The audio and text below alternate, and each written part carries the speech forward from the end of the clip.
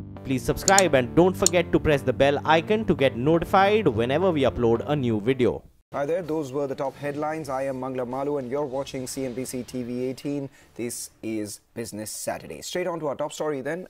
This afternoon, after a grueling 12-hour debate last evening, the Modi-led NDA government defeated the no-confidence motion in the Lok Sabha by a margin of 199 votes. 126 lawmakers supported the motion while 325 MPs voted against. And through the day, there was high drama in the parliament as the Modi government faced its first no-trust vote, the first in the Lok Sabha itself since 2003. Congress President Rahul Gandhi slammed the BJP, claiming India was a victim of their, I quote, Jumla strikes. The Prime Minister too, in his marathon speech, lambasted the opposition and enumerated the successes of the NDA government.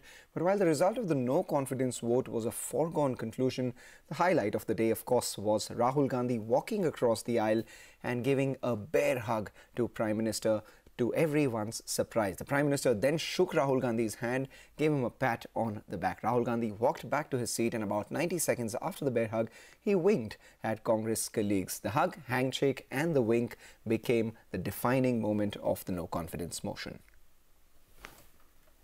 There are many victims like you in this country.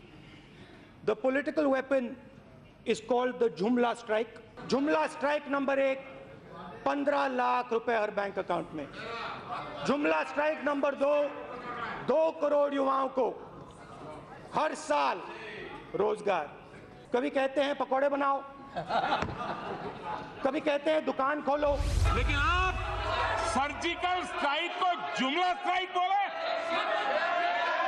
आप surgical strike को जुमला strike बोले. यह देश कभी माफ नहीं करेगा. आपको गालियां देनी है तो मोदी मौजूद है. आपकी सारी गालियां सुनने के लिए तैयार हैं. प्रधानमंत्री जी ने चाइना के राष्ट्रपति के साथ गुजरात में नदी के किनारे झूला झूला था. उसके बाद उसी समय चाइना के 1000 सैनिक हिंदुस्तान की टेरिटरी के अंदर थे. प्रधानमंत्री जी चाइना जाते हैं और बिना एजेंडा के वन में चाइना के सामने कहते हैं कि बिना एजेंडा बात होगी, ढोकलाम को हम यहां नहीं उठाएंगे. जरा याद रहना चाहिए, जब सारा देश, सारा तंत्र, सारी सरकार एकजुट होकर के डोकलाम के विषय को लेकर के प्रवृत्तिशील थी, अपनी अपनी जिम्मेवारियां संभाल रही थी, तब जो आज डोकलाम की बातें करते वो चीन के राजदूत के साथ बैठते हैं. क्या देश के विषयों को कोई गंभीरता नहीं होती क्या? क्या हर जगह पे बचकाना हरकत करते रहेंगे क्या? प्रधानमंत्री, आपने 2.5 लाख करोड़ रुपए हिंदुस्तान के सबसे अमीर 20-25 उद्योगपतियों का माफ किया, कर्जा माफ किया. प्रधानमंत्री जी, हिंदुस्तान का किसान कहता है माफ, आपने उनका किया. हाथ जोड़ के आपसे कहता है हमारा भी थोड़ा सा माफ कर दीजिए. मैं तो हैरान हूं आज सुबह भी कि अभी तो चर्चा प्रारंभ हुई थी, मतदान नहीं हुआ था, जय पराजय का फैसला नहीं हुआ था, फिर भी जिनको यहां पहुंचने की उत्साह है, उठो उठो उठो.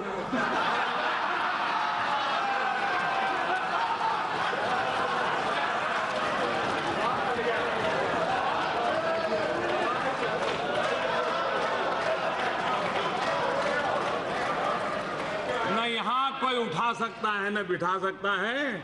125 करोड़ देशवासी बिठा सकते हैं, 125 करोड़ देशवासी उठा सकते हैं. मैंने प्रधानमंत्री के बारे में साफ साफ बोला है और प्रधानमंत्री अपनी आंख मेरे आंख में नहीं डाल सकते हैं.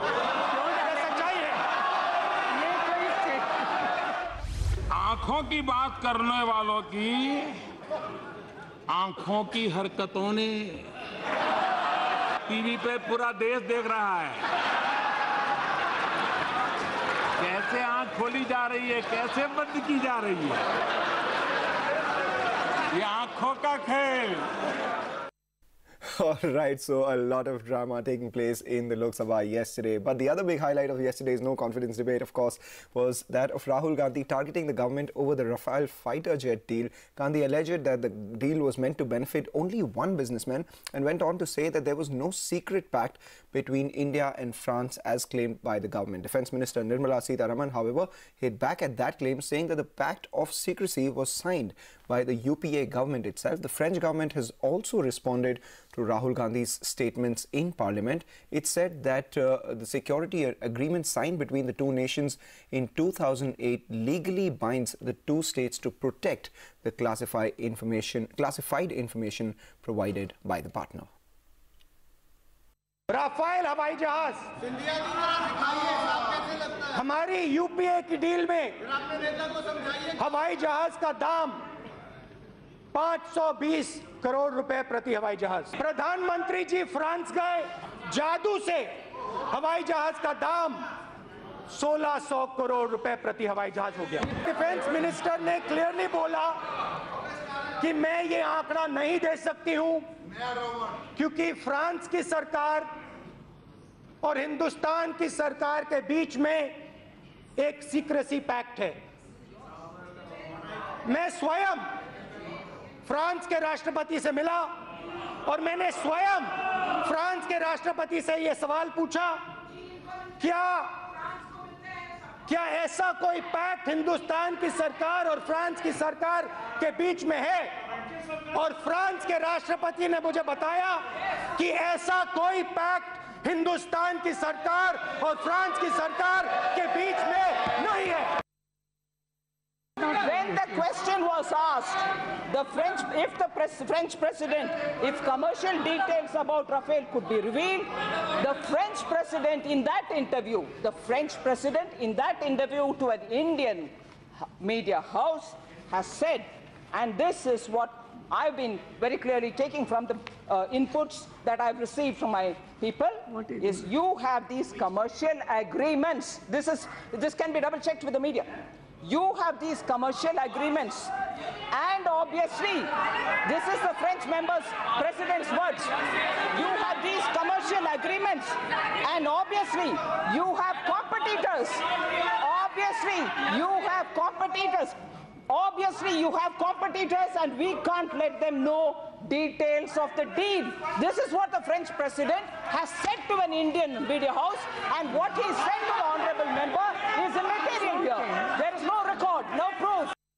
So let's continue to stay on the political stage itself. It's a Network 18 exclusive. Shiv Sena chief Uddhav Thackeray did not speak to Amit Shah ahead of the trust vote. This despite several calls from the BJP president. Uddhav did not receive any of them. According to Shiv Sena sources, the BJP sent a draft of the whip to all allies and got it signed by keeping Shiv Sena in the dark. My colleague Vinaya Deshpande now joins us with more details. Vinaya, trouble brewing in the NDA. Yes, it's a huge embarrassment for the BJP really. 2 days after the BJP leadership claimed that Amit Shah spoke to all regional parties, including Shiv Sena, and Amit Shah convinced Uddhav Thackeray to support BJP during the no confidence motion, Uddhav Thackeray has now said he has not spoken to Amit Shah for the last 2 days. In fact, senior Shiv Sena sources have told us that Amit Shah tried calling Uddhav Thackeray several times. Yesterday itself, he tried calling Uddhav Thackeray 5 times, one from the Parliamentary Committee office of the BJP, but Uddhav Thackeray did not receive any of his calls. This is a huge embarrassment. Now add to it the front page of Samna today, which lauds Rahul Gandhi for his speech and the political gesture of going and hugging the Prime Minister. The heading of Samna says, "You have won, Rahul Gandhi." So both these things put together, a clear embarrassment for the BJP. Uneasy relationship there, so we will keep an eye out on how that develops. But let's take a short break, come back. The GST Council meet, which is underway, and what will be the top agenda. We will tell you the exclusive details just after the short break.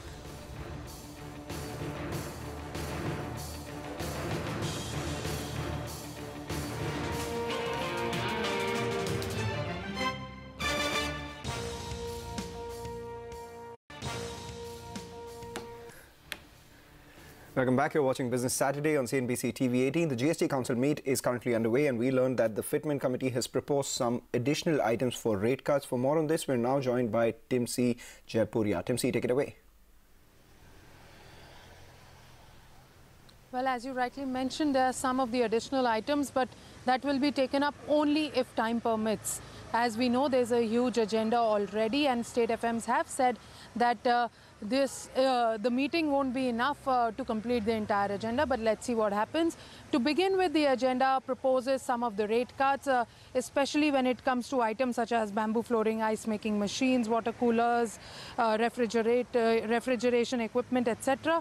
On the other hand, a complete exemption has been sought on sanitary napkins, stone deities, etc. Also, the Fitment Committee has recommended further rate rationalization of 10 items. We also learned from sources that apart from all this, there's a huge agenda proposed for changes in the laws and rules. And yes, not to forget the simpler return, the new process for simpler returns. So all this is likely to be discussed in the council meeting. Let's see what finally happens. Back from Modi, Rahul Gandhi, as well as the drama in the Indian politics, let's go across to global words now. In a big CNBC exclusive, Donald Trump, US President, has indicated that if the need arises, he is ready to slap tariffs on every Chinese import to America. Speaking exclusively to CNBC's Joe Kernan, Trump said that America has been ripped off by China for a long time. He clarified that he has not pushed the tariffs out of any ill will towards China, and he was doing only what was right for the country. Listen in. Is there a time when you say, God, things are going so great with the economy, I'm worried about the headwind of trade, given that we have a tailwind with tax reform and deregulation and all these great things happening? Do you look at it as, well, we've got all these tailwinds, we might as well have one headwind, or does there come a time where you say, look, I need to pull back a little and get what I can, but maybe not everything I want? So, Joe, I could have a much easier life if I wanted to do it incorrectly. It would be much easier for me. Sitting here, I could just let all of these countries continue onward with these massive deficits. I mean, honestly, I don't want to use the word because it's a highly respected show, but they are taking advantage of us, okay? I'll use a different set of words. They are taking advantage of us. It's cable, though, if you really want. I know, but it's not as good as the other word. You know what the other word is. You can get away with it on We cable. are being taken advantage of. Okay. And I don't like it. And I haven't liked it. Also start cutting expenses. Are you seeing some science, some glimmers of success, of hope from some of these trading partners that they're starting to? Hope. I mean, but are they starting to, what you think is come around? Let me mention just one thing. Yesterday we had our Delivering Alpha conference, CNBC. Steve Bannon spoke, and he was talking about China. He said some very positive things, by the way, about your presidency. But he should. Said for the first time in decades, we're winning against China. They're so scared they don't know what to do. And Kudlow at this point was on as well, who said the guy that may be holding things up is President Xi. Yeah. At this point. I don't want them to be scared. I want them to do well. I really like President Xi a lot, but it was very unfair. So I raised 50. We're down 500. Now, some people would say 375 billion. I'm not talking about million. I'm not talking about pennies. I'm talking about we're down 375 billion, but other estimates could say 507. It doesn't matter. So it's in between there or it's there. We're down a tremendous amount. I raised 50. And they matched us. I said, you don't match us. You can't match us because otherwise we're always going to be behind the eight ball. Would you ever get to 500, though? I'm ready to go to 500. We've got with the midterms on the horizon. What if the stock market were to go down? I actually think that's, well, if it does, it does. Look, I'm not doing this for 20%? politics. I'm doing this to do the right thing for our country. We have been ripped off by China for a long time. All right, a check on the Wall Street. Then threats made by President Donald Trump on increasing tariffs on China did take a toll on Wall Street. However, the indices closed flat as strong earnings coming in from Microsoft, Honeywell, as well as General Electric offset Trump's comment on trade. In fact, General Electric was up 4.5% after falling 30% this year. With that, it's a wrap on this edition of Business Saturday. Thank you for watching CNBC TV18.